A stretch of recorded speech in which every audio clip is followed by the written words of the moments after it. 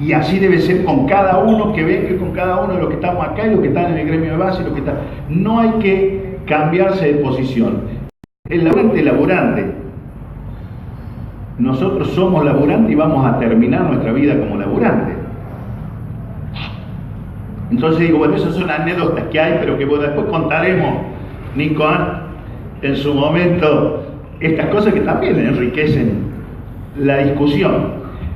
Y se arma un congreso, año 73, alrededor del mes de abril, en Río Ceballos, que no era el Congreso de la Unidad que fracasó, eso no es cierto.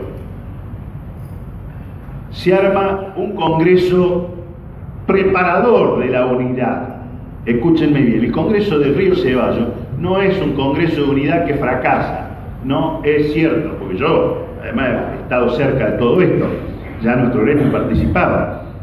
Ese congreso se hizo con esto. Lo que pasa es que se genera esta discusión porque, bueno, ahí alguien tira un corchazo, como se dice, ¿no es cierto?, de los compañeros nuestros, y esto generó algún ruido. Pero bueno, en ese tiempo era así. Era así. Yo les voy a contar lo que pasaba en Norcomoya después. Pero en ese tiempo, quien más, quien menos, a veces hemos andado armados sin saber para qué. Así como le dije que padecíamos de militancia comparativamente con ustedes, a veces para defender causas andábamos armados. Piensen ustedes un pibe de 22, 23 años armado, qué responsabilidad y qué riesgo que es para la sociedad, en este caso la comunidad universitaria.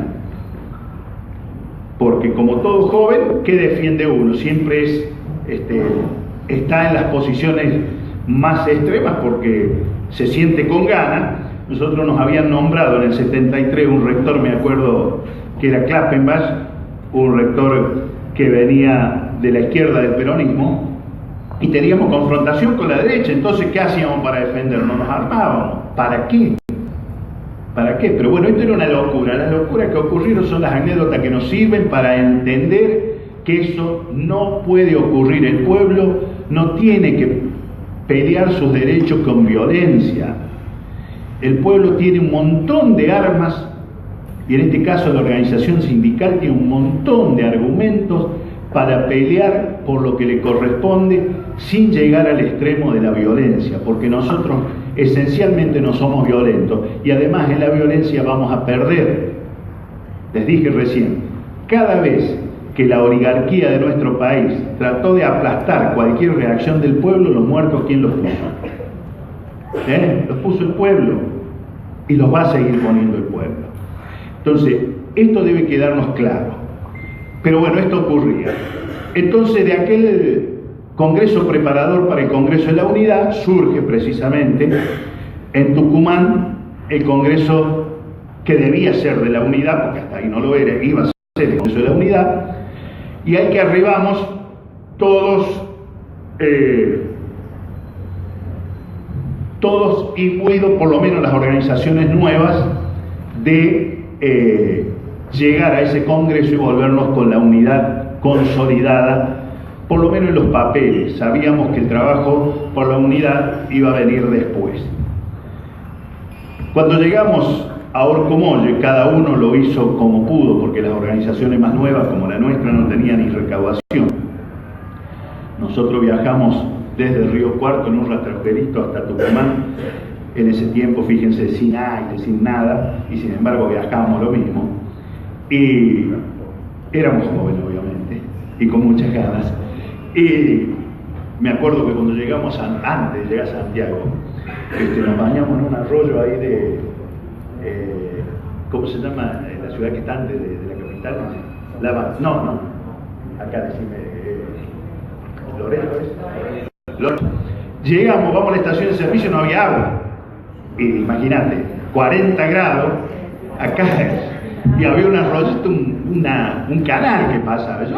Yo me meto, digo, ya nos metimos todos. Y todos los chicos de ahí del lugar también se estaban bañando, y bueno, nos bañamos. Son anécdotas que quedan, viste, que uno son propias, pero fíjate cómo ocurría. Hoy yo escucho muchas veces Hay compañeros, a lo mejor no de nuestro gremio, pero yo veo por ahí, no, si no es en avión, si no es con aire acondicionado, si no es en un auto que viaje a 150 por hora, no viaja. Pero digo, cuando había que hacer esto, había que hacerlo. Eso no era nada, no era un esfuerzo, era una alegría poder ir y participar. Cuando nosotros llegamos a Orcomolle, ¿conocen Orcomolle alguno? Orcomolle está al pie de la sierra, en Tucumán. Están los tucumanos, ¿por dónde están? A ver, ahí. Fíjense que no invente nada, porque si no ustedes me van a... Está a unos 20 kilómetros de la capital. Es un lugar de la universidad que tiene un parque hermoso, porque es un parque además como de 30.000 hectáreas, ¿no? El parque que tiene la universidad. Y tiene un montón de viviendas y tiene un hotel, que este hotel tiene unos cuantos años, porque imagínense, ya en el año 73 estaba. Muchos nos alojábamos ahí, otros se alojaban en la ciudad. No había tantos gremios como hoy. La participación fue un número, creo que de 16, 17 gremios, no más, los formalmente que participaron en ese congreso. Hubo 3 o 4 organizaciones que fueron como oyentes porque no estaban debidamente organizadas, no pudieron realizar su formalización ante esto. Lo que sí se hizo en ese momento, ¿no es cierto?, se notifica a cada gremio que tiene que elegir los congresales por asamblea, porque no había otra, era sobre la hora, 20 días antes, un mes antes. Entonces se hace en cada lugar las asambleas, y en el caso nuestro, como habrá sido en muchas, ¿no es cierto?, en la propia asamblea, que en ese tiempo eran numerosas, iban todos los compañeros, todo el mundo quería participar, se votaba por los delegados, por los congresales titulares y los suplentes. En el caso nuestro nos tocaban 3 titulares, 3 suplentes. A mí me tocó ser congresal titular, no sé por qué, porque siendo, yo en ese momento tenía 23 años ya, y bueno, me tocó estar ahí. Yo integré la comisión, me acuerdo, de redacción del estatuto de FATUN, de la FATUN unificada de aquel momento. Y bueno, esto fue armado así. Nos sorprendimos con esta cuestión. Llegamos a Tucumán, esto lo deben tener claro los compañeros, los dueños de casa, la comisión directiva formal del gremio por un lado y los congresales del otro lado. Ustedes lo sabían eso, ¿no?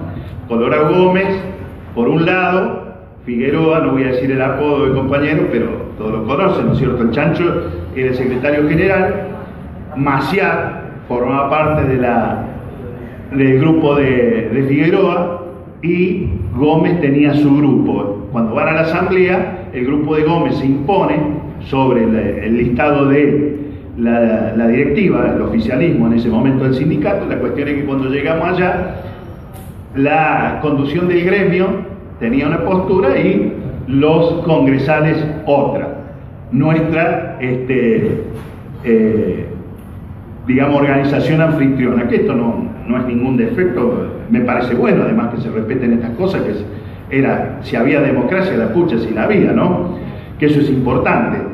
Incluso en algún recuerdo que hace Gómez habla de esto, ¿no es cierto?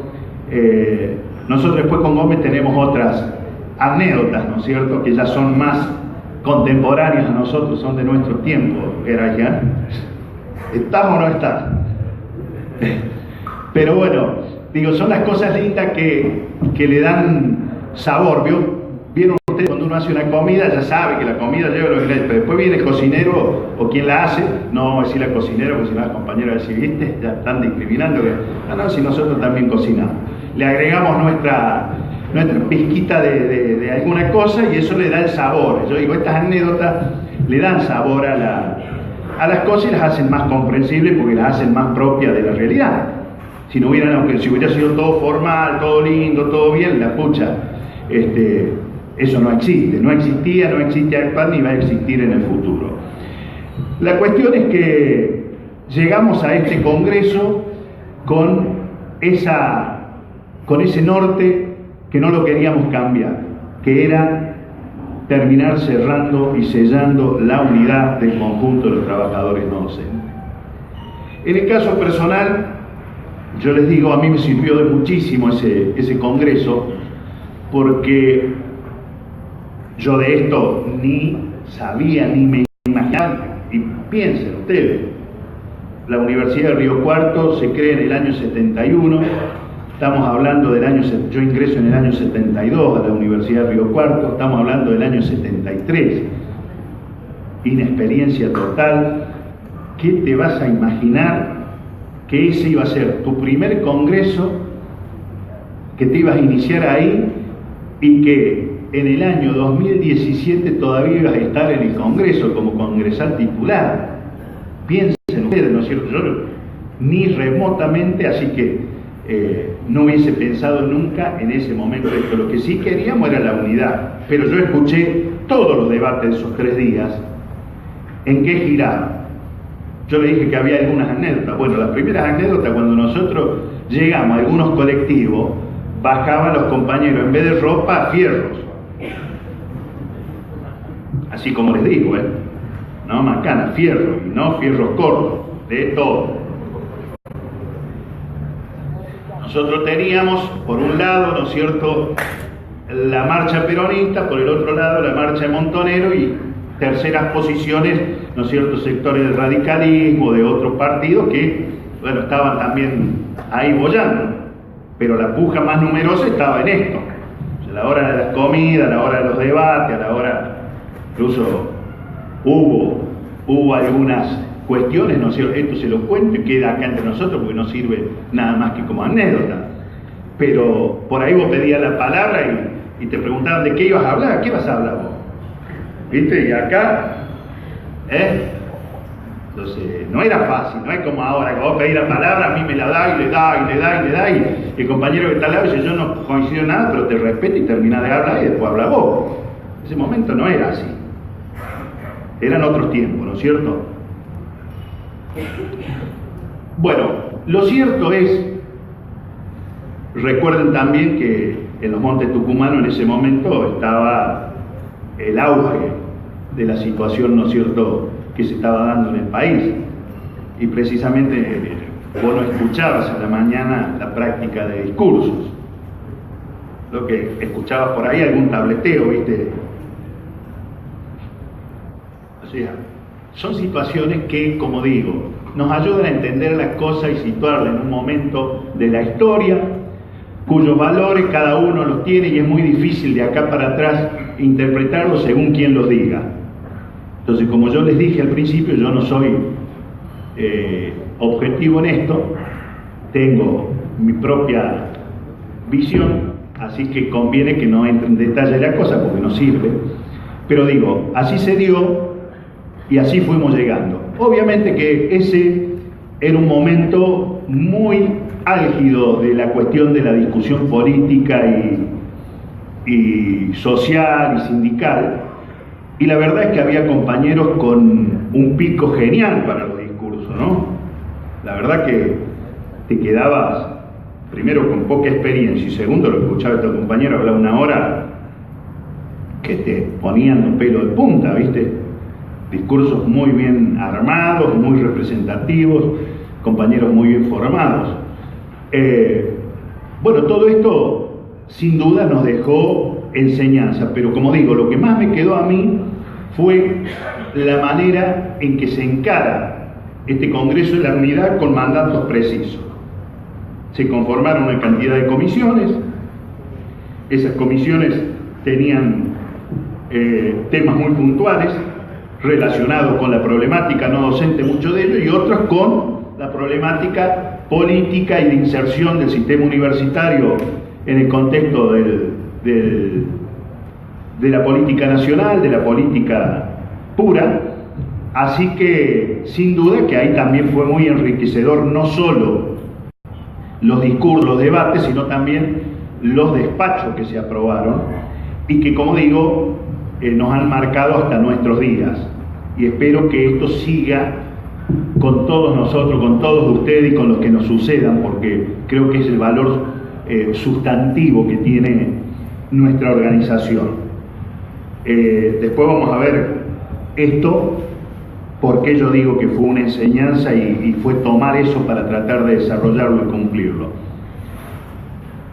Por ejemplo, en aquel momento, les voy a contar que la conducción quedó integrada de la siguiente manera, porque en aquel momento la conducción tenía 7 miembros. Esos 7 miembros eran secretario general Manuel Rodolino de Rosario, secretario adjunto Antonio Martínez de Apuba, secretario de organización Manuel Posadas de Córdoba, secretario de finanzas Roberto Porfirio de La Plata. Los compañeros, bueno, estaban en la época de Semilla. Yo tuve la suerte de conocerlo a Semilla, uno de nuestros compañeros desaparecidos valiosos que tiene el movimiento sindical no docente, junto a otros, no quiero desmerecer a ninguno de los otros, porque desgraciadamente nosotros pusimos muchos compañeros nuestros en esta situación. Les dije entonces secretario de Finanzas Porfirio, secretario gremial Mauricio Saduriansky, editorial,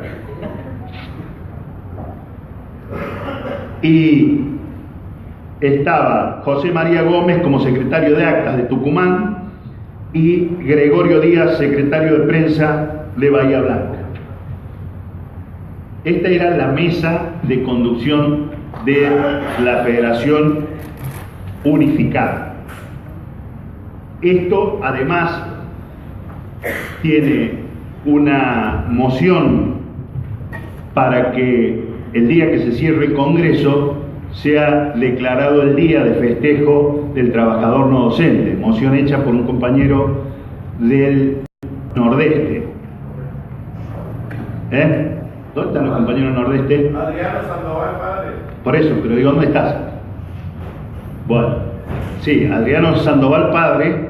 Adriano Sandoval, bueno, viene siempre al Congreso, su hijo. Él es el que hace la moción para que el día 26 de noviembre sea tomado como el Día Nacional del Trabajador No Docente, situación que a posteriori, gracias a Dios, hemos logrado que además sea no laborable, impago. Esto también tenemos alguna diferencia porque hay algunos compañeros por ahí que todavía están de aquella época, ya no están en la universidad, que sostienen que esto fue una gestión dada por el gremio local. No, más allá de que no sería el caso o no, pero la verdad, yo que estuve presente y que además votamos esa moción, yo la voté, la hizo precisamente Sandoval de Nordeste. Y por eso se puso este día como el Día de los Trabajadores No Docentes. En ese congreso se plantearon cuestiones tal como la elaboración de un proyecto de ley universitaria. Recuerden ustedes que luego apareció un proyecto que entró en el Congreso y que fue aprobada en comisión con la participación de los no docentes en el gobierno, año 74, que luego, bueno, queda sin efecto por la dictadura militar. Pero bueno, el Congreso nuestro votó el tema y ahí se hace hincapié en la presencia de los trabajadores no docentes. Se plantea ya como causa común de la Federación Unificada conseguir un escalafón propio. También se planteó la derogación del régimen jubilatorio, que en ese momento era más nefasto de lo que se podía tener, ¿no? Y otra de las cuestiones que se planteó, fíjense ustedes, que se discutió además, era la unificación del régimen laboral para los trabajadores no docentes de todas las universidades. ¿Por qué? Porque cada universidad, como no existía un convenio, una situación que bajara una línea, cada universidad interpretaba las cuestiones y definía su marco de referencia para la relación laboral de los trabajadores no docentes, incluso los salarios. En ese tiempo, los cargos se discutían directamente en el Ministerio de Trabajo, el Ministerio de Economía más concretamente, que era donde lo financiaba. Los rectores se llevaban la plata y después dibujaban los cargos para los amigos según les parecía. De ahí la importancia cuando veamos el tema del convenio, porque hay que defenderlo y porque es una herramienta que el trabajador no docente no puede abandonar nunca. Digo no docente como ningún trabajador. Usted hable con cualquier trabajador de cualquier ámbito laboral y pregúntenle qué es lo más importante para ellos y qué le van a decir. Convenio colectivo, porque es la ley que lo defiende, es la ley que lo encuadra y lo lleva a que esto, dentro de esto todo puede ser posible, fuera de esto nada. Me contratás, trabajo las horas que dice acá, hago lo que dice acá y me pagás lo que dice acá. Nosotros, muchos de nosotros, a veces, y cuando digo nosotros, voy a hablar de la dirigencia sindical. Tiene que plantarse más firme ante los rectores. Nosotros tenemos que imponerle al rector en el debate la importancia que tiene el convenio colectivo. No dejar que lo avasallen, porque si no, nunca vamos a tener la dignidad que está planteada en ese convenio. Por eso es importante, fíjese, ya acá se planteaba el escalafón único. Nosotros en el año 87 conseguimos el escalafón único con el gobierno de Raúl Alfonsín. Desgraciadamente la hiperinflación en un año se lo comió. Hacíamos acuerdos salariales del 70, del 80% por mes, una locura. La inflación feroz. Vos ibas al ministerio, arreglabas hoy, cuando salía habías perdido. Era la realidad. Por eso también nosotros, todos los momentos que hemos pasado han servido para aprender. Pero digo, bueno, esas son enseñanzas que nos planteó el Congreso. También nos planteó el tema se planteó, mejor dicho, el Congreso en aquel momento, conseguir la personería gremial. Más allá de lo que yo les dije, todo estaba en una cuestión meramente coyuntural. Si bien existía una federación de antes, nunca fue formalizada en los papeles. Nunca se tuvo personería. La personería de la FATUN se obtiene recién en el año 75, concretamente el 14 de mayo de 1975. Ese día se firma el ministro de Trabajo el otorgamiento de la personería gremial, que es la que autoriza a la organización sindical a tener convenio colectivo de trabajo y representar al sector sin que otros puedan hacerlo en el mismo lugar, teniendo en cuenta que la personería se da al gremio más representativo en ese ámbito laboral. El momento que se le firma a la FATUN es porque en ese momento la FATUN era el gremio más representativo del conjunto de los gremios que podían convivir en el ámbito universitario, y razón por la cual esa personería se entrega. Luego, bueno, esto es el avance. Sin duda que las diferencias no se calmaron. Esto siguió, y cuando llegamos al golpe militar, desgraciadamente, de marzo del 76, nuestra federación ya venía teniendo problemas en su conducción y éramos objeto de intervenciones de la propia federación a los sindicatos de base. ¿Me escuchan? La organización madre intervenía en los sindicatos de base si no le gustaba la cara de la conducción. Nosotros la sufrimos. En Río Cuarto nosotros ganamos una elección a fines del año 74, principio del 75, y fuimos intervenidos por la federación. ¿Por qué? Y porque nosotros no éramos obsecuentes de nada. No éramos ni mejores ni peores. Les cuento esto de Río Cuarto porque no fue el único gremio intervenido. Se intervino un montón de gremios. Litoral se intervino, Comahue se intervino, es decir, se intervino Bahía Blanca. Sí, había interventor que tenía 3 o 4 gremios. ¿Cuál era el objetivo? No sé, mejor yo lo sé, pero no lo voy a decir. Desgraciadamente esto pasó en nuestro gremio. Enseñanza. nosotros dijimos que el día que tuviésemos algo que ver con la decisión en el ámbito de la federación, lo primero que íbamos a hacer era borrar del estatuto de la FATUN la potestad de intervenir a los gremios de base. En el año 1987, en un congreso que nosotros hacemos en la UOCRA en Buenos Aires, corregimos el estatuto y ahí desaparece este nefasto artículo que le permitía a la conducción nacional de FATUN intervenir los gremios de base, sin argumentos de ningún tipo. A partir de ese día, de 1987, nunca más nuestra federación por motus propio intervino un gremio de base, nunca. Las intervenciones que ha habido y en las que hemos mediado para evitar situaciones graves son aquellas que decide el Ministerio de Trabajo y que nosotros hemos tratado de mediar en esto para atemperar el impacto de un interventor que no tiene nada que ver con nuestro gremio y tratar de buscar la solución.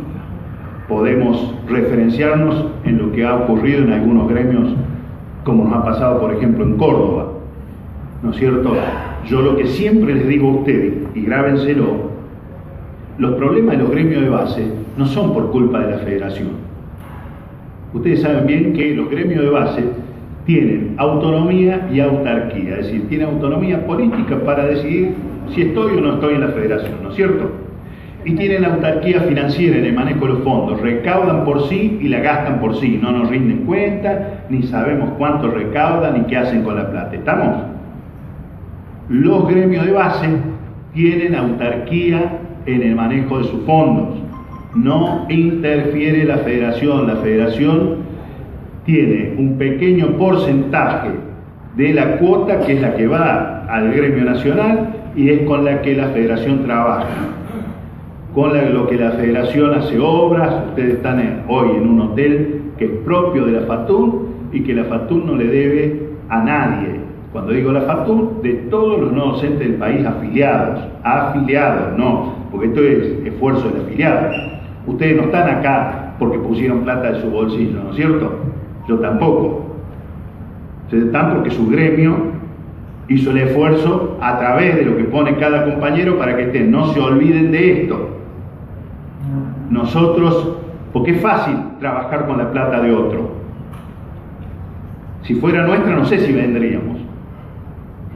Pero, digo, para eso están las organizaciones sindicales. Y en esto tenemos que ser cuidadosos. Trabajar de la manera más representativa posible de lo que quieren los compañeros, siempre cumpliendo con el mandato de rendir cuentas. Nosotros, el primer día que nos hicimos cargo de esta federación, hasta ahora, todos los años, sistemáticamente, como corresponde, presentamos la memoria y el balance a consideración de los compañeros. Los compañeros evalúan, los compañeros tienen la capacidad para decir estamos de acuerdo, lo rechazamos, lo aprobamos, en fin, pero lo tienen que hacer ellos, si no, no sirve. Nosotros les presentamos tal cual es el mandato. Cuando hemos comprado esto, lo hemos puesto a consideración de los compañeros. ¿Qué hemos hecho? Hemos dicho acá, bueno, no en esto porque esto es nuevo, pero en el viejo salón, le presentamos la propuesta y dijimos, miren, hay tal hotel en tal lugar que lo podríamos comprar. Vale tanto, ¿qué dicen ustedes? Obviamente, ¿qué decían los compañeros? Pero ya, vamos a comprarlo ya. El problema es que comprar ya es fácil, hay que juntar la plata. Nosotros nunca compramos a cuenta. Siempre juntamos la plata y después íbamos y comprábamos. Este gremio no tenía nada. Nosotros cuando nos hicimos cargo, acá había una casa en la calle Pringles 597, que es donde funcionaba la sede de FATUN, una casa antigua. En una habitación se hacían los consejos directivos. Ustedes imagínense hoy si habría que reunir 50 y pico compañeros titulares más los suplentes, serían 100 y pico en una habitación de 4x4, que era donde nos reuníamos. Y teníamos otra casa en la calle Medrano, que es donde está el Petit Hotel hoy, que lo hemos transformado, que era mucho más chico, que le hicimos otro piso y demás.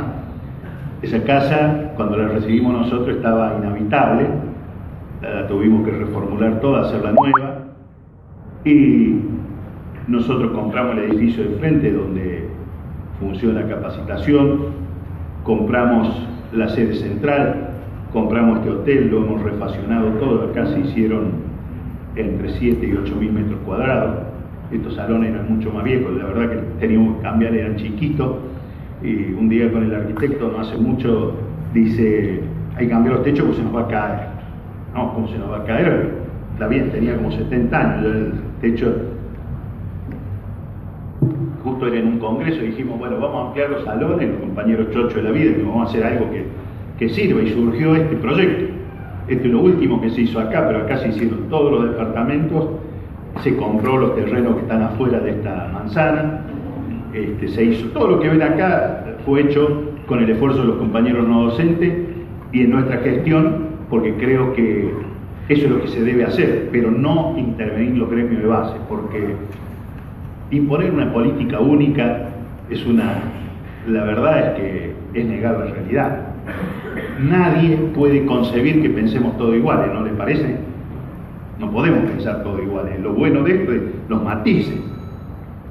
Si pensamos con esos matices, debatimos. Y si debatimos, la propuesta se hace mucho más fuerte. Y si se hace mucho más fuerte, tenemos un gremio capaz de sostenerlo porque todos nos sentimos parte. Si a mí me imponen, y yo voy a ver si lo sostengo. Si me gusta, lo sostengo, y si no, me quedo en mi casa. ¿No les parece?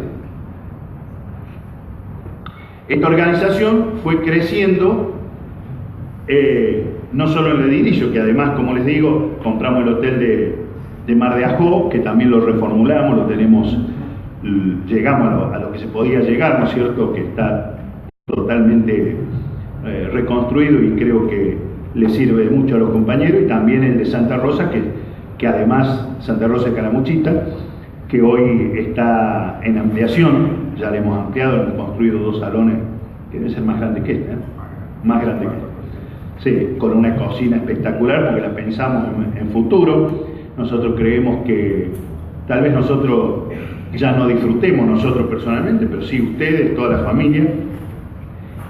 Créanme que es una materia difícil aprender el tema hotelería, nos cuesta manejarlo.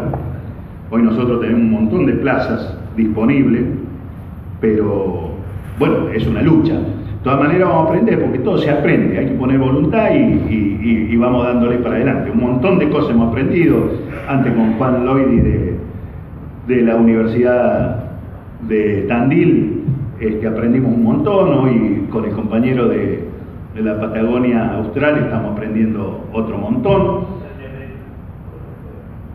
Creí que me hablabas a mí, Javier. Yo que tengo.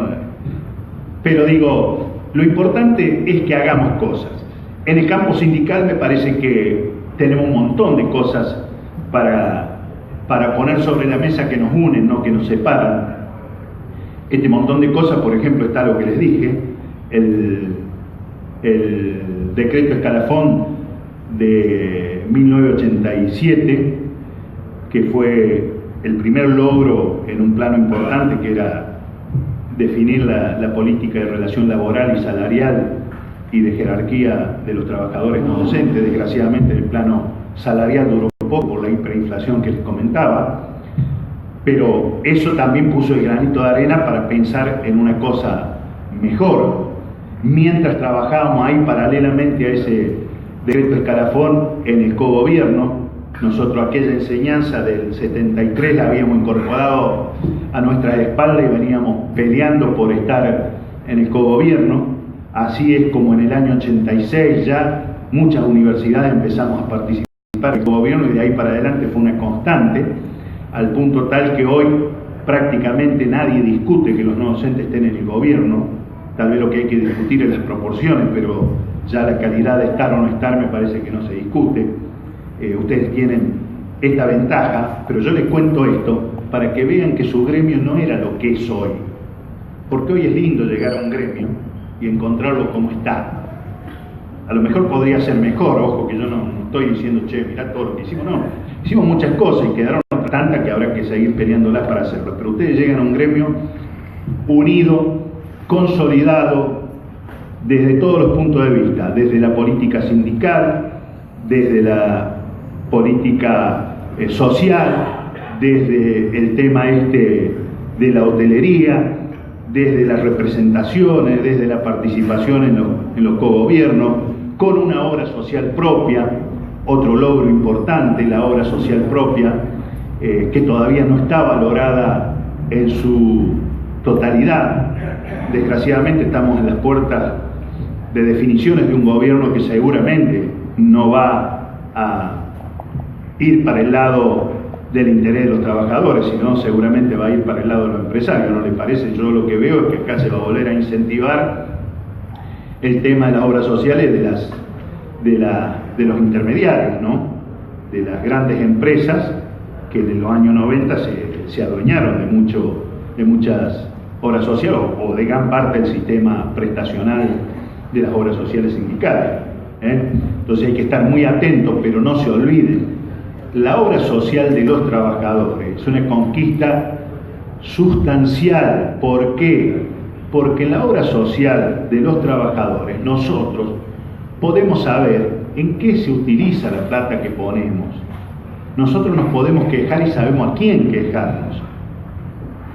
Piensen ustedes que en muchas universidades funciona bien, pero en otras muchas funciona muy mal.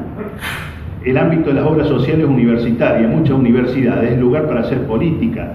Nos encontramos con 200, 300 trabajadores empleados en la obra social, estamos todos locos. ¿A ustedes les parece que una obra social de una universidad puede tener 200, 300 empleados? Además con sueldos que están por encima de los sueldos de los trabajadores aportantes a obra social. Pero díganme, eso es sentido común.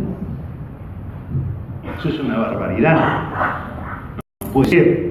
Entonces después no funciona y después pagamos las consecuencias, coseguros, tenemos que pagar derecho para una cosa, tenemos que pagar plus para la otra, esto es dinero que nos cuesta a nosotros, que además los salarios no son los mejores, no son los peores, gracias a Dios, pero tampoco son los mejores.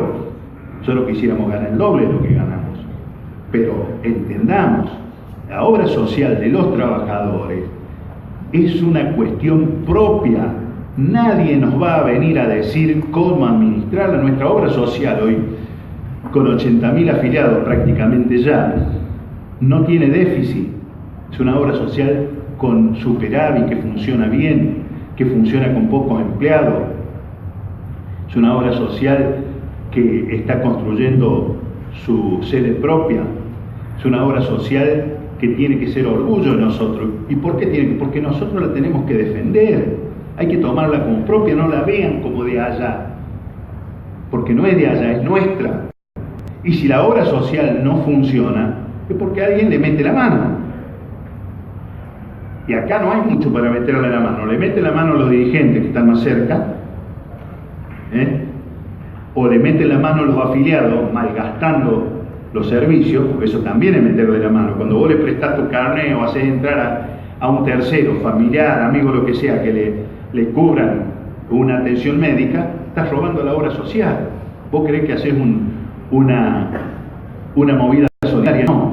Vos lo que estás haciendo es afanarle a la obra social. Hay que tomar conciencia. Esto es así. Por eso digo, la obra social no tiene eso de que es la caja o no es la caja. La obra social, claro que es la caja social de los trabajadores. ¿Cómo que no? La social sindical es la caja social de los trabajadores, es de donde se nutre la salud del trabajador y su grupo familiar. Ahora, no es la caja negra. Si alguien se la afana, que rinda cuenta. Si alguien le mete mano, que rinda cuenta. Ahora digo yo, no vamos a la misma bolsa todos. Esto no es así. Esto no es así, no puede ser así, no se puede meter a la misma bolsa todos. Yo no voy a hacer una apología de quién es mejor y quién es peor, pero ustedes se tienen que dar cuenta. El trabajador tiene que saber. Nosotros en los sindicatos de base tenemos algunos muchachos que por ahí no han sabido entender esta lógica y les ha costado todo el esfuerzo de otros compañeros que estuvieron antes para poder lograr una sede propia, para poder lograr bienes y que después de un plumazo se lo han rematado. ¿A ustedes les parece justo esto? Pero no es que todos somos así. ¿Ustedes son así? No. Entonces, que haya uno, que haya dos, que haya 5, 5 no nos involucra a todos. Marquemos al 1, al 2, al 3, al 5 y digamos, este es. Pero, ojo, nuestra organización, cuando yo les dije que tiene cuestiones cualitativas, tiene esto. Nosotros no trabajamos por amistad, ni tampoco trabajamos por ideología político-partidaria. Nosotros trabajamos por ideología sindical, por los que quieren el sindicato y por los que no lo quieren. Estamos en contra de los que no lo quieren. Pobre aquel trabajador que no tiene conciencia gremial de afiliarse al sindicato, porque ese no merece ser llamado trabajador. Se cuelga de los demás. Volvemos a lo que le dije antes. Yo no pongo, nunca puse un peso, llevo 32 años acá, nunca puse un peso en mi bolsillo. Yo viajo, me alojo, como cuando trabajo, me lo paga la factura. No me llevo nada que no corresponde, pero eso no lo pongo yo.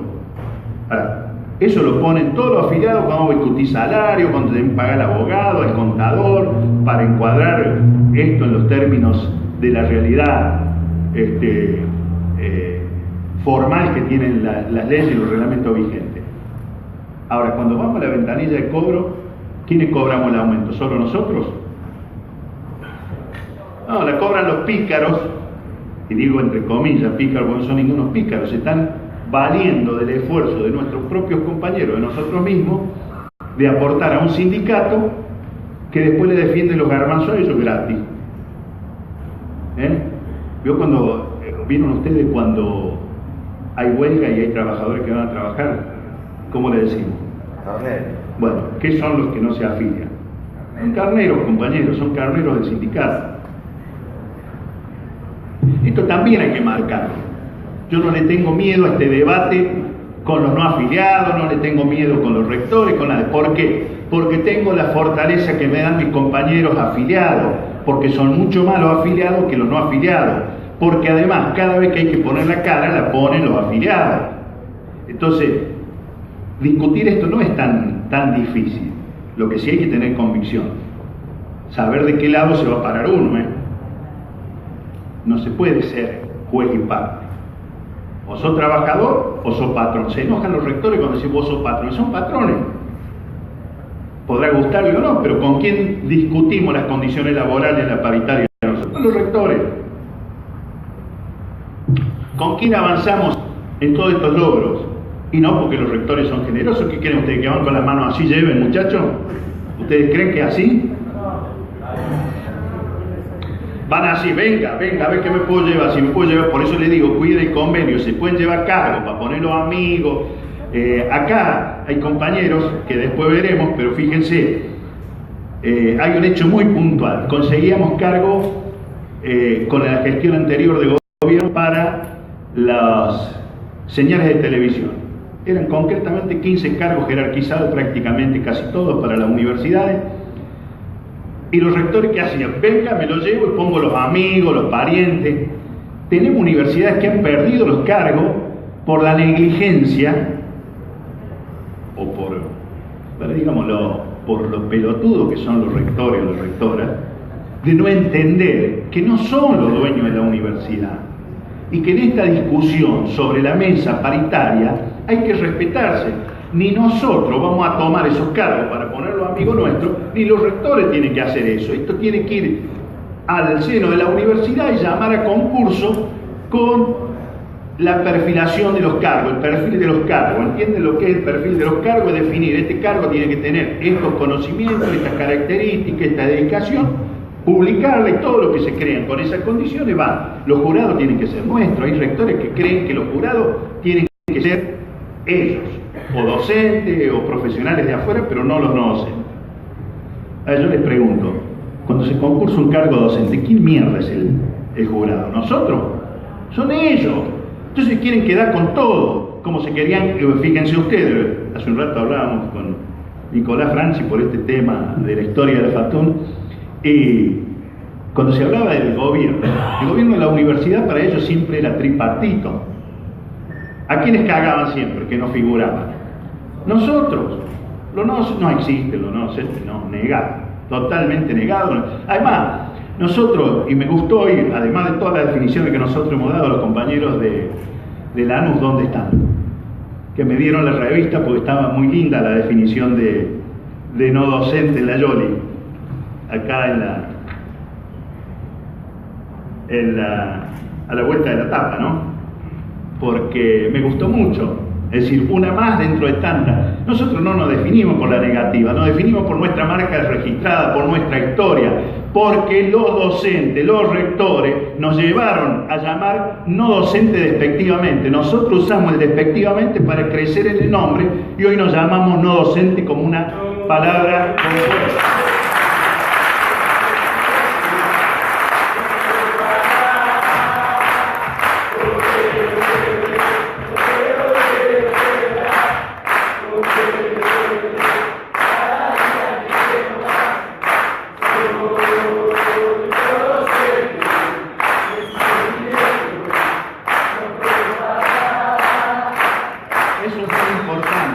Eso es muy importante. Esto también porque venían los compañeros y bien me la dieron, la hojeé y vi esto y me llamó la atención. Y muy lindo, me gustó. Así que no he visto todo el contenido, pero ya de arranque vamos bien. Digo, qué importante que es sabernos definir concretamente para que nadie despectivamente nos excluya, sino que por ser despectivo ahora nos tienen que incluir. Fíjense, ahora nos tienen que incluir. ¿Cómo nos incluyen? Como no docentes. Diríamos cuando éramos chicos, toma ahora, ¿viste? Nos tenés que llamar no docente. Pero por más que sea despectivo, estamos en el gobierno, votamos al lado tuyo y vamos a seguir peleando. Y además, acá tengo el compañero que hace un trabajo espectacular, sabe que siempre lo digo, pero lo digo porque lo siento y es muy valioso. El tema de capacitación. Nosotros nos estamos formando porque creemos que un día nosotros también tenemos que adquirir la ciudadanía universitaria. ¿Qué es esto? Ser ciudadanos de la comunidad universitaria, es decir, no solo elegir, sino poder ser elegido, ¿no les parece? Nosotros queremos ser rector, queremos ser decano, ¿y quién nos puede impedir, Nosotros nos estamos preparando para esto. No queremos cambiar leyes, no queremos ir al Congreso que modifiquen las leyes para que cualquiera pueda ser, no. Nosotros nos vamos a preparar, vamos a adquirir los títulos de grado, vamos a adquirir los antecedentes y nos vamos a ofrecer como lo que somos, integrantes de la comunidad universitaria. Ciudadanía universitaria es esto, bueno, queremos ser ciudadanos universitarios, ¿no les parece una definición bien amplia y concreta? Bueno, vamos a trabajar todavía más de lo que hemos trabajado y en esto le queremos agradecer al compañero porque le mete palo y a la bolsa como corresponde y realmente vemos que cada día somos más y más quienes nos vamos metiendo en este debate convencido que es posible. Convencido que es posible. Espere que corto para acá porque si no me... estamos convencidos que esto es así y con el trabajo que estamos haciendo y con el que se viene llevando a cabo, pues esto también fue una idea importante de los no docentes, crear un ámbito de formación permanente, formación que no solo apunta a conocer más de nuestra actividad laboral en sí, apunta a eso, pero también apunta a conocimientos generales, apunta a tener una verdadera formación en el ámbito laboral que está muy por encima de aprender mi trabajo. Aprender mi trabajo tiene la obligación el empleador de darnosla a esa cuestión. Pero formarnos es obligación de tu sindicato. El sindicato nos tiene que formar, compañeros. Nosotros queremos conciencia clara y contundente. Queremos que un compañero diga, quiero esto porque estos son los fundamentos y los define a cada uno porque conoce el tema. No como nos ha pasado alguna vez, ¿no es cierto?, que parecía vergonzoso decir que éramos analfabetos. Yo viví una etapa de la universidad con compañeros analfabetos en el sistema universitario. Y si no hubiera compañera, diría, los rectores que tanto se alaban, se cagaron en los trabajadores, no fueron capaces de darle la educación primaria por lo menos. Yo les cuento una anécdota. En Río Cuarto un día pasa, no pregunté si vinieron los compañeros de Río Cuarto. ¿No vinieron? Ah. Bueno, un día, un fin de semana, unos docentes muy enojados plantean, pero esto no docente de miércoles, dice, nos tiraron 6 meses de investigación, nos dejaron morir los animales, que qué sé yo. Entonces yo, que estaba en el sindicato, voy y le digo, pero ¿por qué culpan a los compañeros? Porque dice, los alimentó mal, no le podía dar el alimento que le dio, que qué sé yo. Que... Entonces voy y hablo con el compañero muy mal, me dice, no, ¿sabe lo que pasó? Dice, la culpa es mía, dice, pero yo no sabía. Dice, a mí me dejan en el pizarrón escrito qué tengo que hacer todos los días con los animales. Entonces yo lo llamo, ponele a Juan, que es el compañero no docente que está, y él viene y me dice, mira, primero tenés que hacer esto, segundo esto, entonces yo, pero ahora el fin de semana me encontré solo y no me animé a pedirle a los compañeros de Serenos que me vinieran a leer, porque me da vergüenza decir que no sé leer ni escribir. Y la verdad que eso te mueve mal, ¿no? Porque esto no podía ser. Y así nos dimos cuenta de que había muchísimos compañeros en las distintas universidades en estas condiciones. Entonces, rápidamente pusimos en marcha este tema. Y lo primero fue precisamente esto. Después le empezamos a agregar, a desarrollarlo, y bueno, hoy es lo que es, ¿no es cierto? Una cuestión insoslayable y además inmodificable en el seno de la política sindical de la FATUN.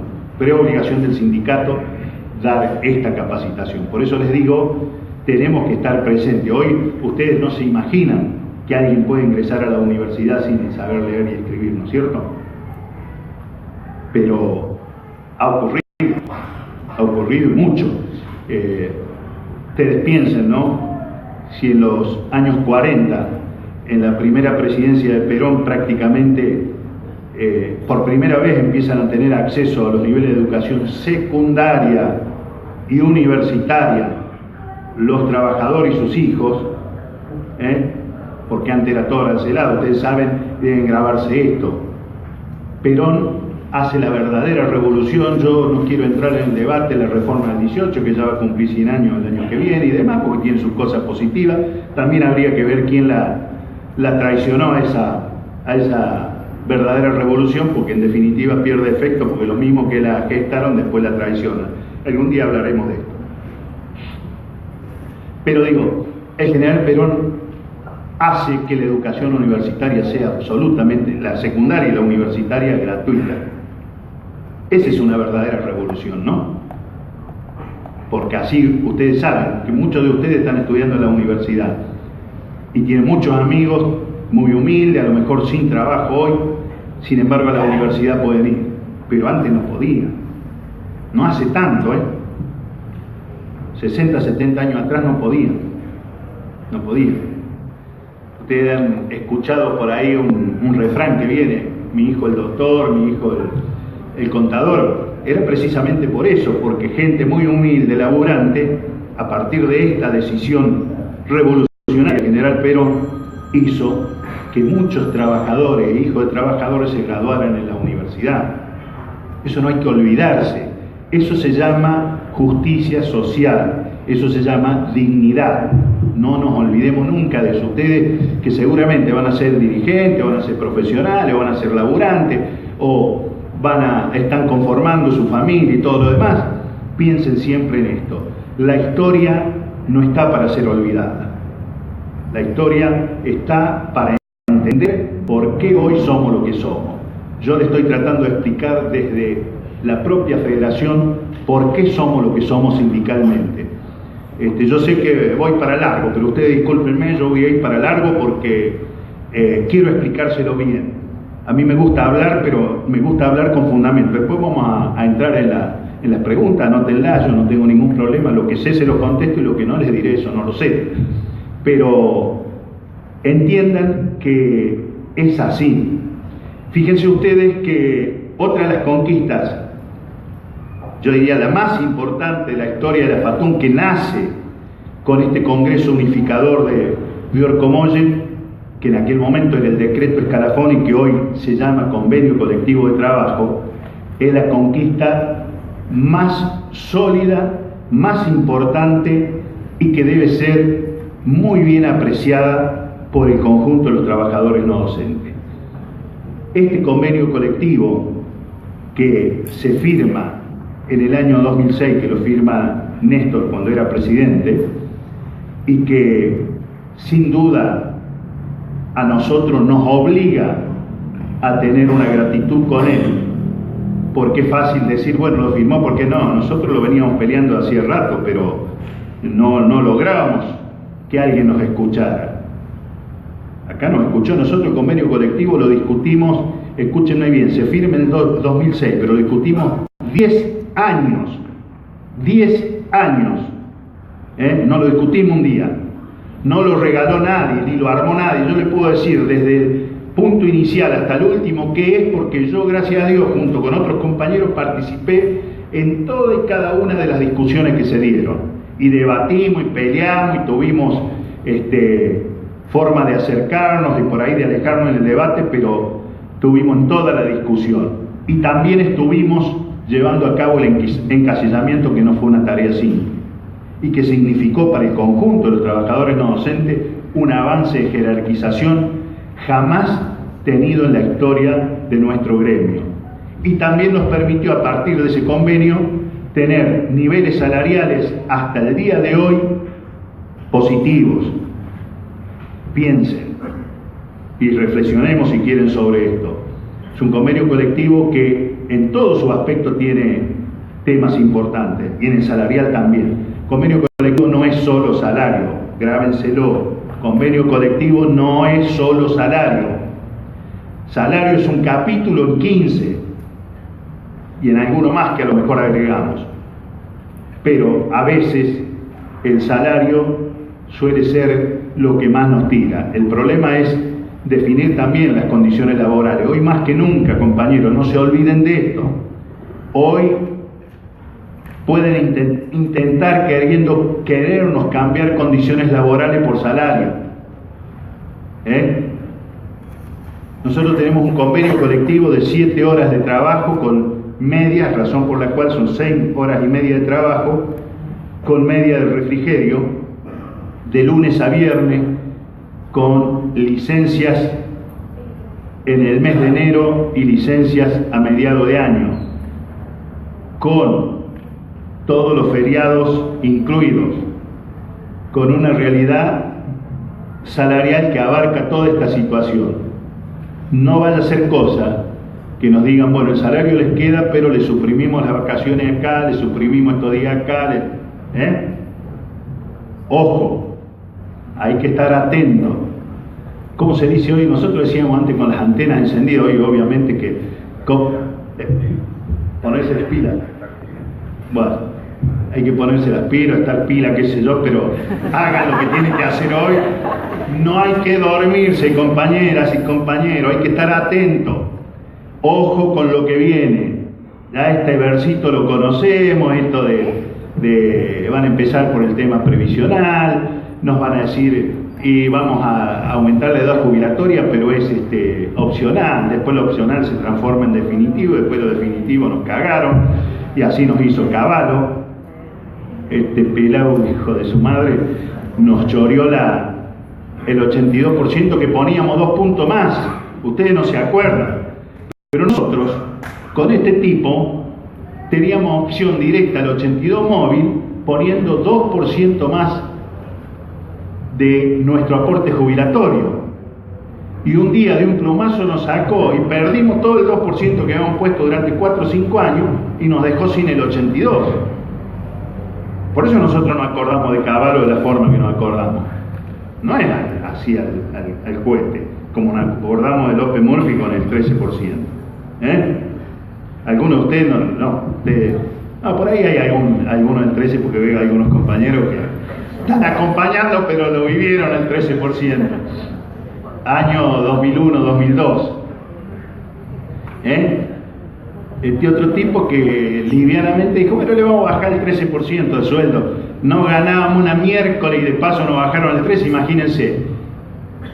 Decir que nosotros después cuando lo peleamos lo recuperamos 2 veces, aunque un rector nos dijo que no correspondía.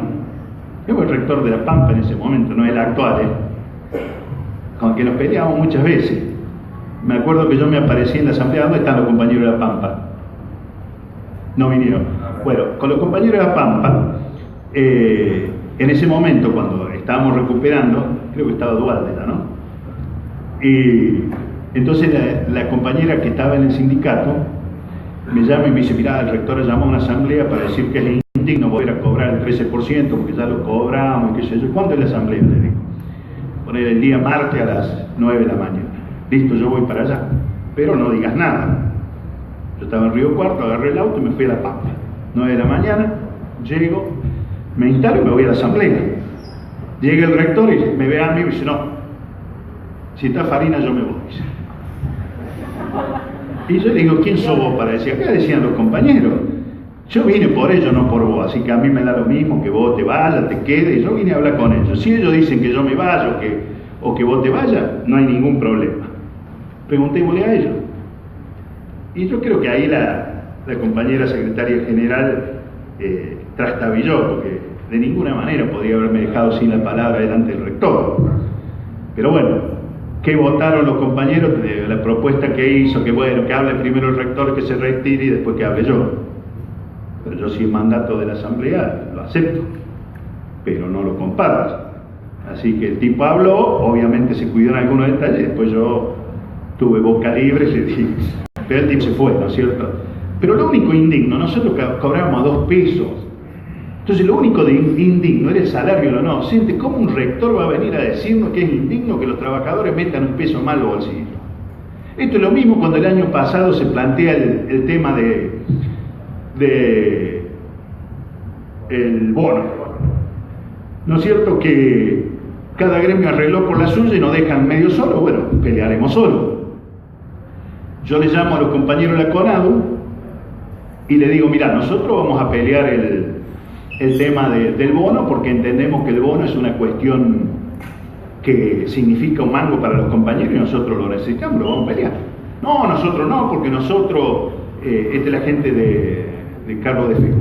Me dice: no, porque el Congreso nuestro lo rechazó, eso es una... Sí, le digo, pero yo lo voy a pelear porque si no los compañeros, y así le dije, literalmente, total, ustedes saben que esto es un lenguaje común, me cagan a patada en el culo los compañeros a mí, así que yo lo voy a pelear, vos hacés lo que vos quieras. No, nosotros no vamos a estar de acuerdo. Bueno, nosotros fuimos y lo peleamos y salió lo que salió. Fíjense que nosotros incluso ahí invertimos la pirámide y cobraron más, porque era un bono solidario para nosotros. Bueno, después ellos se quisieron colgar, vinieron a llorar, yo de no, ¿qué te vamos a ayudar hoy si vos nos retrucaste con una posición totalmente al extremo? Si están en contra, en buena hora están en contra.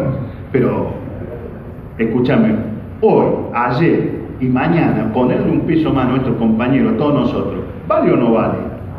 Si no estamos regalando la dignidad, nosotros no entregamos nada para firmar eso, dijimos, lo cobramos así, punto. Me parece que es un dirigente gremial que niega eso, no está en el sano juicio de la defensa del interés de sus compañeros.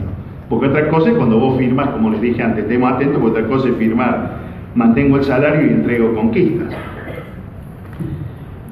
Así que es importante saber que ese convenio colectivo es esencial, es importante saber que la paritaria es elemental, es importante saber que nosotros estamos en la mesa de negociación. Y es importante saber que hay que prepararse para esta discusión. No se pueden dar las discusiones tocando de oído. No se puede ir a decir esto es más o menos. Esto sirve o no sirve y después me hago cargo. No vengo a poner la cara con los compañeros y les digo, y yo no sabía, vieron, y el apresuramiento. No, tengo que saber. Hay momentos en que la organización tiene mecanismos de consulta y se hace, y hay momentos en que el dirigente tiene que tomar la decisión. No se puede estar en un estado asambleario permanente, eso son mentiras, sino ¿para qué están los dirigentes? El dirigente está para dirigir. Dirigir significa asumir responsabilidad en lo que hay que hacer. Cuando hay tiempo se consulta, cuando hay formas de consulta se hacen. Cuando hay que tomar una decisión, por ejemplo con el bono, No se podía consultar a los 50 gremios de base porque perdíamos el tren. Yo les digo cómo se da la discusión. A veces la pauta general se discute en el frente de gremios del Estado. Uno discute la pauta, después va y discute individualmente la propia realidad de cada sindicato. Cuando ustedes ven, esta es la pauta general, X%, y después salió esto y esto, bueno, esto lo discutimos entre todos, esto lo discutimos individualmente cada uno. Así que en definitiva, el tema está planteado de esa manera. La discusión tiene que darse en el momento y en la oportunidad, si no deja de tener efecto y pasa a ser una situación no resuelta. Por eso es importante, ¿no es cierto?, que los dirigentes rindan cuenta. Cuando le toca tomar una decisión, se toma y después se rinde cuenta. Nosotros cuando firmamos, por ejemplo, el bono, automáticamente hicimos la comunicación a todos los gremios de base para que sepan.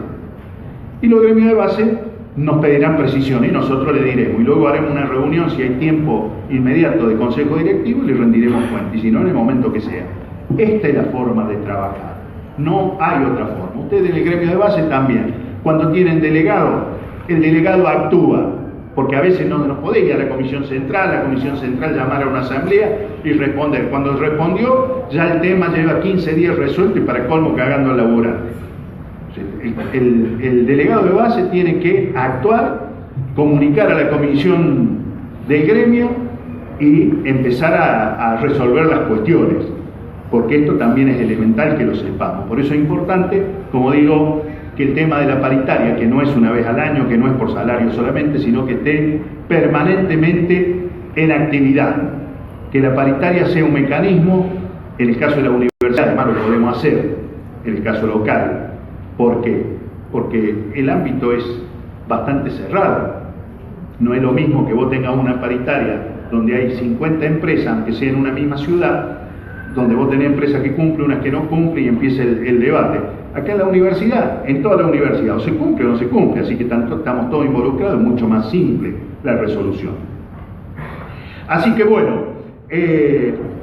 un poco el tema de nuestra federación es esto que le he venido comentando y que sin duda, para que esto que yo les digo, y seguramente que ustedes van a ir generando a través de su conciencia logros y expectativas que vayan teniendo, que hagan mejor todavía la vida institucional de nuestra organización, es lo que queremos, es lo que buscamos, es lo que deseamos. Una organización cerrada, por más lindo edificio que tenga, por más que los dirigentes digan, bueno, vamos bien porque los compañeros no han aprobado la memoria y el balance, no. Necesitamos tener una organización abierta en todos los planos. Este es un plano con la juventud. Este plano va a estar abierto siempre. Acá el compañero tiene que estar oídos abiertos para escuchar y responder en la medida que él conozca. Tampoco sabe todo, pero no porque deba saber todo o porque en algún momento va a saber todo. Nunca se sabe todo. Yo debo saber muy poco de lo que hay que saber para estar sentado acá. Pero eso que sé, lo tengo que compartir con ustedes. Para que tenga valor mi conocimiento, tiene valor si ustedes lo perciben, lo toman y lo mejoran. Si no, no sirve. ¿De qué sirve que uno sepa algo y se lo guarda para sí? No sirve para nada. Acá lo que importa es que lo que sabemos, lo que conocemos, lo que desarrollamos, lo llevemos para el terreno donde haya fertilidad y prospere. Ustedes, si van a misa, yo soy creyente, ¿no es cierto? No soy de ir mucho a misa, pero cuando voy lo escucho al cura, ¿no es cierto? Cuando hace, acá no lo voy a involucrar, no, sí, ahora te involucro, sí. Digo, siempre hablan con parábolas, ¿no es cierto? Y hablan en la palabra de Cristo cómo sembraba en terreno fértil. Y esto, que es una enseñanza de la Iglesia, y yo que he militado permanentemente en una doctrina político-partidaria que está engendrada a partir de la doctrina social de la Iglesia, es una doctrina que el valor de la persona humana es lo importante. Perón decía que el hombre cuando nace, no nace ni de derecha ni de izquierda. Después se va transformando a medida que transcurre su vida, que es cuando el hombre decide.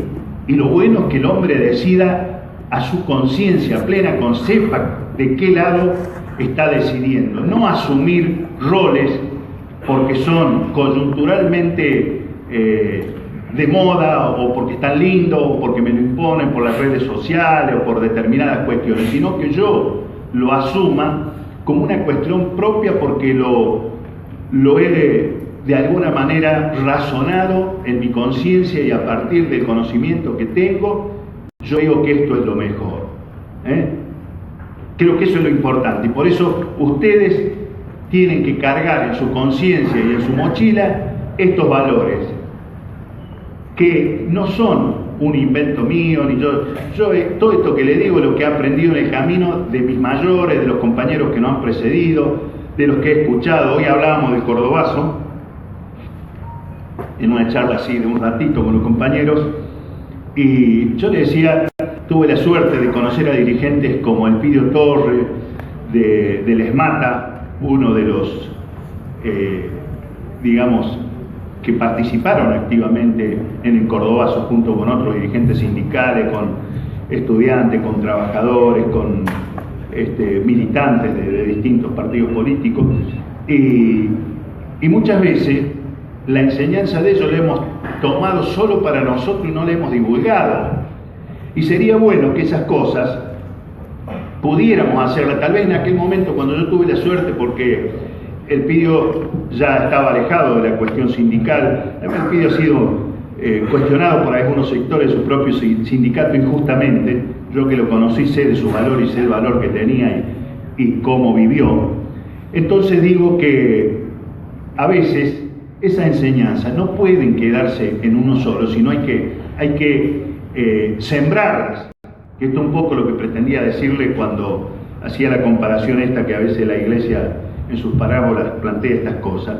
Digo, nosotros debemos volcar todo esto. Después ustedes son los que dicen, mira, de todo esto que me dijeron no me sirve nada, o mira, esto es bueno y esto no es bueno, que es lo que le dije al principio. La pretensión nuestra es que ustedes razonen, piensen por ustedes y no hagan lo que decimos nosotros porque se lo decimos nosotros.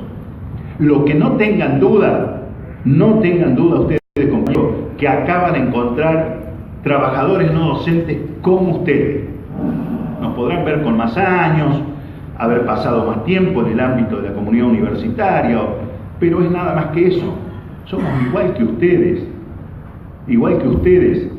empezamos igual que ustedes, teníamos las dudas que tienen ustedes, pero lo importante es que muchas veces supimos elegir los valores de la enseñanza que nos daban, a lo mejor no solo por nosotros mismos, sino por nuestros orientadores, pero pudimos elegir bien y poder plasmar en el tiempo de todo nuestro caminar por esta organización, para que los trabajadores no docentes hoy sepan que tienen esa organización unida, solidaria y organizada que plantearon estos compañeros en aquel Congreso de Orcomolle en el año 63, hace muchísimos años atrás, ¿no es cierto? Pero aquello que se sembró allá cayó en tierra fértil, y aquello que se sembró allá en muchos aspectos hoy es esa realidad. Así que, compañeros, yo los insto a seguir trabajando y seguirse formando, y piensen, ustedes son la realidad de hoy también, así como hay sectores. Nosotros, quiero decirle también, porque acá no hay muchas compañeras, me hubiera gustado que haya más compañeras, porque la comunidad universitaria es casi miti-miti, ¿no? Pero acá parece que somos mucho más los varones que las mujeres, ¿no? Digo esto porque yo no defiendo el feminismo, estoy en contra del feminismo. Creo que la igualdad es el valor más importante que tiene que poner sobre la superficie de este debate el ser humano, sin distinción de ningún otro tipo. Desde que nosotros estamos en la Federación, nosotros nos negamos siempre a la Secretaría de la Mujer, al Departamento de la Mujer, porque entendemos que darle esos espacios a la mujer es arrinconarla en un lugar y decirle, vos haces eso nada más. No, no. Acá la mujer, y algún día, a lo mejor no muy lejano, se sentará acá. Y es bueno que se siente acá. ¿Por qué? Porque somos iguales. Laboralmente somos trabajadores. No hay distinción de ninguna calidad o característica que nos haga diferente. Por eso, la mujer acá tiene todo el lugar en tanto y en cuanto no se aísle, no se autoaísle ni la aislemos nosotros. Nosotros eso jamás. Ustedes pueden repasar en esta historia de muchos años que llevamos acá, jamás en nuestros congresos, en nuestras reuniones, ha aparecido esta cuestión de la mujer soslayada a un costado, porque no sirve. En todo caso, si nosotros queremos un lugar para la mujer, lo tendrá la mujer porque lo plantea desde su propia realidad, pero no separada. O sea, todos los lugares son para todos. Lógicamente que hay cuestiones puntuales que el hombre no puede hacer de mujer, ni la mujer puede hacer de hombre. Pero esto se sobreentiende, tampoco tenemos que entrar en un debate que no tiene otro resultado que el que ya está. Por eso digo, entiendan que eso es así. Y también, cuando nosotros decimos queremos ser rector, tampoco lo hacemos descalificando a nadie y creyéndonos mejor que nadie. Nos creemos igual que todos. Y como nos creemos igual, vamos a pelear por eso. Por eso es importante que ustedes se lleven de este encuentro, después que escuchen a todos y puedan trabajar en comisión mañana, una perspectiva de lo que es su gremio, de lo que somos, como les dije, y a dónde queremos llegar. Si esto está un poquito en la conciencia de ustedes, un poquito más afirmado a partir de ahora, en buena hora.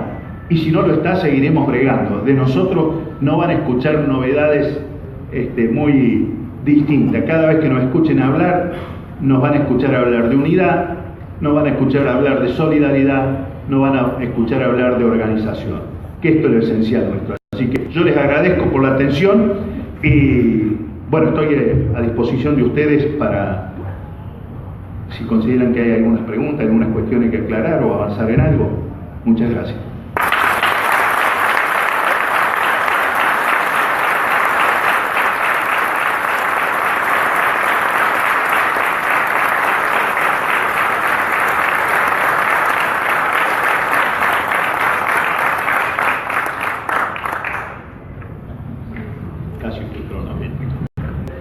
Compañeros, ¿alguna consulta? ¿Alguna pregunta?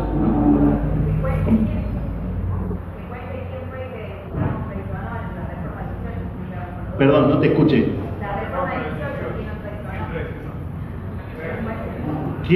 Bueno, les dije que era un tema para hablarlo. Los mismos que tuvieron y que sin duda se planteó, ¿no es cierto?, la libertad de cátedra, se planteó las libertades dentro del sistema universitario. Después, cuando ellos llegaron a ser autoridades, o llegaron a ser profesores, o llegaron a ser parte de las conducciones, se olvidaron de esto y siguieron con prácticas totalmente distintas. Por eso le dije un tema para discutirlo más profundamente, pero es así. Se plantearon este tema de cuestiones que sin dudas, como teoría eran muy lindas, pero después, cuando ellos mismos la tenían que llevar a la práctica, no todos, pero muchos de ellos se olvidaron de esas teorías y pasaron a una práctica distinta. Esto, por ejemplo, para explicárselo más, cuando yo dije, ¿por qué eliminamos el artículo de intervención en los gremios de base por la propia federación? Porque las autoridades que surgen de este Congreso Unificador hablan de unidad y de participación y después intervienen los gremios de base que no estaban de acuerdo con la política de ellos. Yo digo, si yo vuelco una postura política que le sirve, en este caso sindicalmente a los compañeros, no puedo, después que asumo acá, me olvido y digo, no, bueno, ahora que estamos acá seguimos interviniendo a los gremios. Entonces hubiese traicionado un principio elemental, que es el del respeto a la autonomía y a la autarquía de los sindicatos. A eso me refiero, pero me gustaría que un día debatamos a fondo el tema de la reforma del 18, incluso con conocedores del tema, porque es valiosa. Pero también digo que cuando uno habla de una revolución no se olvide la otra. A esa revolución del 18 le faltaba lo que le da Perón con la gratuidad de la enseñanza universitaria, no arancelaria, porque si le faltaba era esto. Compañero.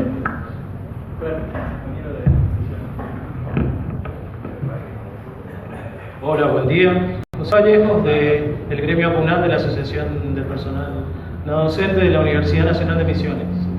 Aprovechando su presencia en este congreso y su experiencia, yo le quisiera preguntar, en líneas generales, ¿cómo vean las universidades nacionales en la actualidad y en este contexto nacional? ¿Qué perspectivas hay? Una cosita más, el tema de Bransen, se olvidó de los lugares que tenemos de esparcimiento que vamos a tener a futuro. Se faltó mencionar ese. Vieron que son tantos, por ahí me olvido. No, discúlpenme. La verdad, te contesto primero lo último, fue más rápido. Es cierto, en Bransen hemos adquirido un predio de 8 hectáreas, donde ya está en marcha la construcción de la pileta. Hay un proyecto bastante ambicioso, muy lindo, donde va a haber un pequeño complejo deportivo, piletas, camping, y la idea es hacer un hotel no amplio, sino para los compañeros que van de paso, que quieren llegar a Buenos Aires, como está a 50 kilómetros de la capital, sobre autopista, puedan utilizarlo. Así que es un proyecto muy lindo. Y está bien, te agradezco, porque la verdad que tantas cosas que uno se va olvidando. En cuanto a cómo veo las universidades, y hoy nosotros tenemos una mirada, digamos, de preocupación. Una mirada de preocupación porque, digamos, hay dos cuestiones. Una son las universidades más tradicionales, más antiguas, que ya vienen conformadas, que vienen funcionando de determinada forma, y otras son las más nuevas, las creadas por el anterior gobierno, que no todas han podido desarrollarse y que hay que desarrollarlas. Entonces, acá también hay que leer cuál es la voluntad política, o mejor dicho, más que leer, se está empezando a observar alguna cuestión política que no está tan interesada en el desarrollo de todas estas universidades nuevas. De hecho, hay defectos de lo que es la estructuración en sí en su momento originario, y hay defectos ahora. Voy a remitirme a un ejemplo, por ejemplo. Acaba de ser dado de baja el rector de Villa Mercedes. El rector de Villa Mercedes, que sin duda tiene alguna cuota de responsabilidad, él también, porque nosotros a principio de año, cuando él se hizo cargo, hablamos largo y tendido y le dijimos que avanzara en la normalización. Una universidad que nació mal porque nace de la mano de punteros políticos, y estos punteros políticos, sean amigos o no sean amigos, cuando hacen mal. Y el caso de la Universidad de Villa Mercedes nace de la mano de un senador sanluiseño, de oposición a Rodríguez Sá, se me fue el turco. ¿Quién quedó de San Luis? A ver. ¿Cómo se llama el senador amigo tuyo, arquitecto? Pérsico. Este muchacho Pérsico, que fue un poco quien gesta la creación de la Universidad de Villa Mercedes,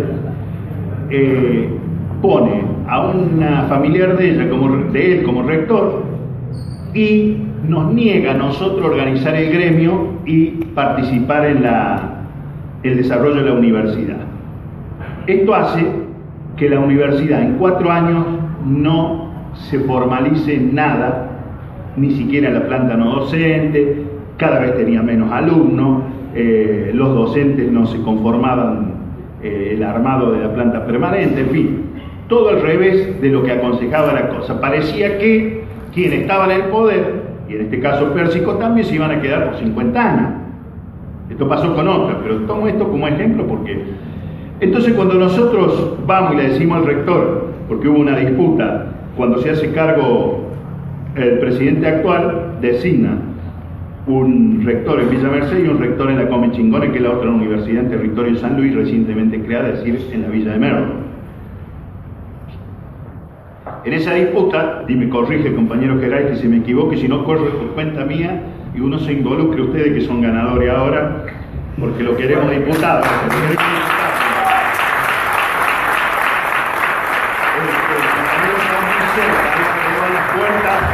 Y ojalá que pueda mojar como diputado, porque sería muy útil para la causa no docente y para causas populares. Pero digo, entonces ahí terció la gobernación de San Luis, en ese momento afín parecía al gobierno nacional, bajan a los rectores puestos, que uno era el vicerrector de San Luis, corregime si me equivoco, y el otro era la señora de un dirigente, Walter Ceballos, de San Luis, del radicalismo de muchos años.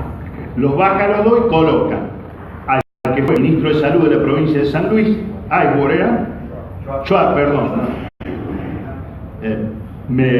se me cruzó esto, Schwab, tenés razón, tuvimos una abogada Schwab nosotros, era el mismo apellido, sí. Y en el caso de Come Chingón está la hija de Adolfo, Rodríguez Sá. Ganador, sí. ¿Cómo se llama? ¿Cómo se llama la compañera? Si los compañeros se llevan el nombre también. Elcita. Bueno, esa es hija de Adolfo. Y nosotros a los dos tuvimos una reunión que casualmente participa el compañero Geray, que participa Merck, y voy yo a Villa Merced. Nos reunimos y pedimos que rápidamente normalice la universidad. ¿Es así o no, Geray? Entonces, cuando le pedimos que normalice, nos dice sí, pero arma para quedarse él, no me cabe duda. Y acá cometemos el error, recuerda lo que les dije hace un rato, ¿no? Creerse uno que el ombligo. Si el arma, despreocupándose un poco de él se quedaba. Pero no, quiere armar y demora el juego. Viene el tema electoral de las PASO, pasa lo que pasa en las PASO, que no es un juego de palabras. En San Luis se pierde, pero terriblemente, en las PASO. 20 puntos. 20 puntos. Pero fíjense, los candidatos de PASO, está bien, uno era Poggi, que había sido gobernador de los Rodríguez Sá. Opinión que en otro momento la podemos dar, yo lo conozco bastante porque además ha sido del pago nuestro, así que, pero el que le sigue es José Ricardo, un íntimo amigo de Geray. José Ricardo fue rector de San Luis antes de la gestión del actual rector. Entonces ellos, lógicamente, con ese resultado, que ya visualizaban, no lo tenían en la mano, empiezan a presionar sobre el ministerio porque querían el cambio de este rector. Como este rector no hizo las cosas, cuando nos avisan a nosotros ya es tarde. Cuando nosotros hablamos en el ministerio que nos parecía que era un contrasentido, primero normalicémosla y después va a venir solo el cambio de rector. No, pero dice ya está, porque bueno, obviamente no lo vamos a hacer antes de las PASO. Fíjense, peor, después de las PASO 20 puntos a favor, ya fue un tsunami, se lo llevó puesto. Así que lo reemplazan al rector, que quien lo reemplaza, ¿no es cierto?, es un docente de la Universidad de San Luis, que tiene sus inconvenientes, ¿no es cierto? Esperemos que no los tenga con nosotros. Hasta hoy nos ha dicho que no los va a tener. Nosotros, desgraciadamente, ¿no es cierto?, ahí tenemos que decir, la compañera secretaria general tuvo un accidente muy serio hace poco tiempo y todavía está convaleciente de esta situación y le va a llevar un tiempo, además, desgraciadamente, de otras cuestiones, ¿no es cierto?, más graves. Perdió a su hijita de 11 años. Sí. Única hija, además de lo físicamente, perdió un brazo, desgraciadamente, ¿no es cierto?, un accidente muy grave, y bueno, le hemos ido a plantear esto, ha ido el compañero Rubén Núñez como secretario gremial, hemos tenido buena respuesta de los compañeros, buena respuesta del rector. Lógicamente, uno va a las universidades chicas, yo que provengo de una universidad chica en su momento, y es chica pero un poco más grande, ya ha crecido, pero en su momento la interna, cuando somos poquitos, nos peleamos a cada rato. Le hemos pedido que se olviden de las internas, que tratemos de trabajar un poco más en conjunto. Creo que los compañeros lo han entendido, lo van a ir entendiendo. Pero el cambio rector se produjo y bueno, esta sería una cuestión para ejemplificar lo que puede pasar con varias universidades nuevas. Más después del resultado del domingo, piensen. La otra cuestión, no está más consolidado el presupuesto de estas universidades. El presupuesto de estas universidades ha quedado, más de todo, a un valor histórico y todavía tienen que desarrollarse. Es decir, hay universidades que estaban en la mitad del desarrollo, 3, 4 años, 5 años, y ustedes saben bien que una universidad necesita como mínimo 8 o 10 años para desarrollarse, para eso hay que ir inyectándole todos los años presupuesto, y a veces no haber resuelto oportunamente estas cuestiones después te deja a mitad de camino. Por eso digo, varias universidades nuevas estamos teniendo estos problemas y las estamos teniendo con los compañeros nuestros. Yo, por ejemplo, lamento que haya universidades conducidas por compañeros totalmente integrados a lo que era el gobierno de Cristina y a la región de gobiernos afectos totalmente a esto, y cuando nosotros le planteamos, che, resolvamos el tema, mirá, no, ya lo vamos a resolver como si nos íbamos a quedar para toda la vida. Hoy resulta que no tenemos resuelto el problema de esas plantas, y sin duda, nos guste o no, yo quisiera pensar que no, pero esto no es así. Obviamente que cuando vos mostrás predisposición a la oposición, el gobierno ¿cómo te mira? Te mira mal. Entonces, nosotros siempre decimos que el tema de la universidad no es un tema coyuntural, no es un tema de un gobierno en particular, ni es de nadie que lo resuelva totalmente, lo tenemos que ir resolviendo en conjunto. Resolverlo en conjunto va a traer estos inconvenientes y esperemos que no nos lleguen a nosotros, esperemos que no nos lleguen, pero está complicado. Eso con las nuevas. En el conjunto yo creo que no hay hoy por hoy un problema en el sistema. Sí creo que esto que le dije antes, la reforma de el sistema previsional y la nueva relación laboral que se pretende plantear, seguramente que la situación de los no docentes va a tener un peso específico. Miren los salarios, ¿no es cierto? Ustedes saben bien, entre nosotros lo tenemos que hablar para poder defenderlo. Hoy, un ingresante a la universidad tiene un salario bruto de bolsillo de 20.000 pesos. Y la verdad es que hoy no hay ámbito laboral en estas condiciones. Entonces, esto pesa. Y la escala salarial es ascendente, es una escala importante. Así que, además, nosotros tenemos a nuestros primos, que yo digo, más que primos son enemigos, ¿no es cierto? En vez de mirar lo que ellos hacen mal, siempre van y dicen, a los no docentes le dan y a nosotros no. ¿Quiénes son? Bueno, ¿me entienden? Entonces, espero que no usen ese pretexto para tratar de nivelar para abajo, ¿no les parece? Espero que esté alguien me manda. Pero espero que no sea así.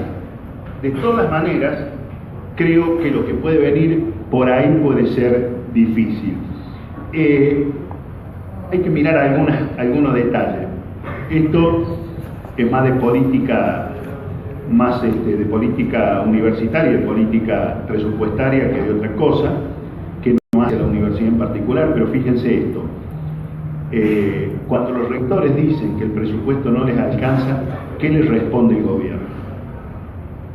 Le hemos incrementado el presupuesto en los 2 años en un 70%. Ahora, ni es así ni deja de ser así. ¿Por qué?